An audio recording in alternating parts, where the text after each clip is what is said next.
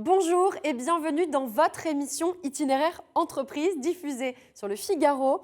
Aujourd'hui, j'ai le plaisir de recevoir Bastien Violo. Bienvenue sur le plateau. Bonjour Victoire, merci. Ravi que vous soyez là. Vous êtes directeur commercial chez Veritize et vous proposez des services de vérification, d'identification, de collecte ou encore d'analyse de données à destination des professionnels ou des particuliers. Alors, on va parler tout d'abord de la contrefaçon qui représente un marché colossal de près de 500 milliards de dollars par an.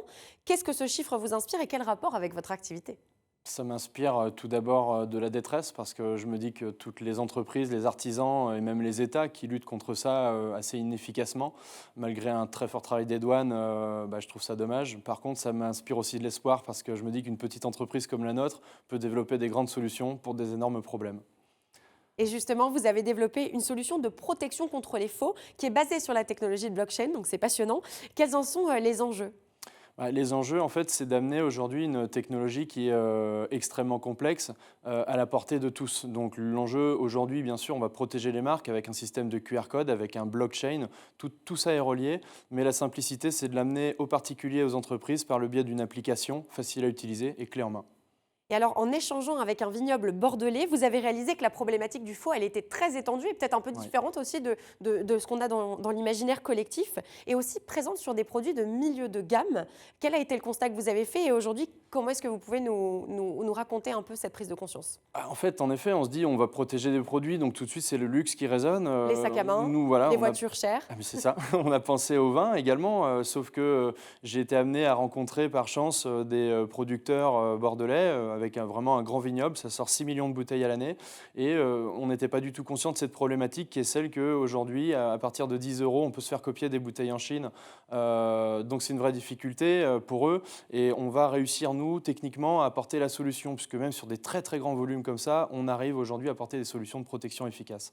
Ce qui est génial, c'est que vous avez réussi à optimiser votre solution pour proposer des solutions de protection moins chères parce que vous étiez habitué à travailler sur plutôt le secteur du luxe, entre guillemets. Comment est-ce que ça a été possible d'optimiser sur les coûts ? En fait, c'est un vrai défi parce qu'aujourd'hui, protéger un sac de luxe, une montre de luxe, à partir du moment où on est sur un produit entre 3, 7 ou 10 000 euros, par exemple, on se dit qu'une protection efficace à 6 ou 10 euros, c'est vraiment pas cher.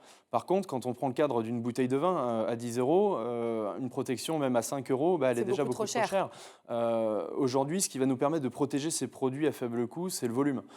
Quand on est sur un producteur qui sort en effet 6 millions de bouteilles, il y a un énorme travail de fond aussi avec notre producteur d'étiquettes, etc., puisqu'on peut fournir nous-mêmes les étiquettes pour savoir est-ce que pour 6 millions de bouteilles, on peut descendre à 10 centimes, 8 centimes, et c'est ce sur quoi on est en train de travailler à l'heure actuelle. Mais la réponse est plutôt oui. La réponse est vraiment plutôt favorable, c'est du travail, mais on y est, en effet, on va y arriver. Alors l'autre sujet sur lequel vous tablez en ce moment, c'est la falsification et le suivi qui sont liés au marché de la contrefaçon d'une manière ou d'une autre, notamment dans l'automobile. Vous êtes en train de construire ce qu'on appelle un carnet d'entretien électronique.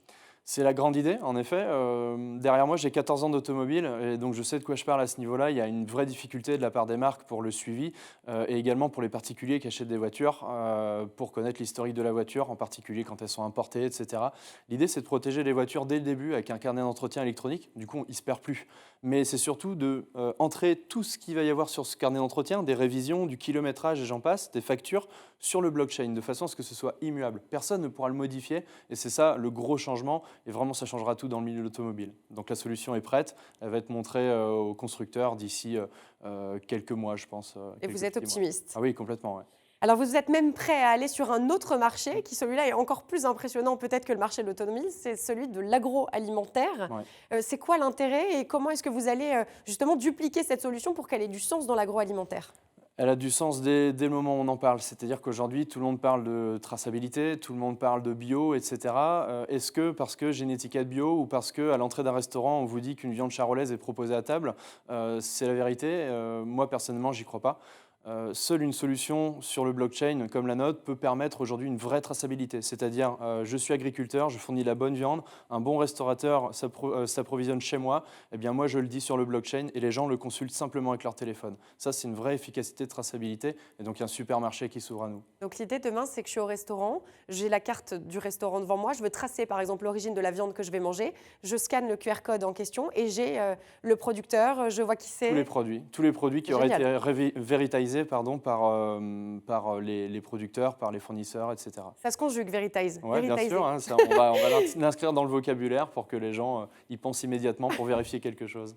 Et justement, vous êtes en pleine levée de fonds. Comment est-ce Oui. qu'on peut vous soutenir aujourd'hui? Comment on soutient Aujourd'hui, c'est Veritize. très simple. La levée de fonds, elle se fait par l'achat de notre produit brut, c'est-à-dire les jetons de la blockchain. Il suffit d'aller sur le site www.veritize.com. J'ai envie de vous dire, le plus simple, c'est également de nous contacter par le mail info@veritize.com où on vous donne tous les détails, les explications et on vous explique comment entrer dans l'aventure avec nous. Super, on n'hésitera pas. Merci Bastien Avec Violo. plaisir. Je rappelle que vous êtes directeur commercial chez Veritize, des services de vérification, d'identification, de collecte ou encore d'analyse de données. Merci beaucoup d'avoir accepté notre Merci invitation. à vous. Quant à nous, on se retrouve très vite pour une nouvelle émission Itinéraire Entreprise, toujours diffusée sur le Figaro. Je vous dis à très bientôt.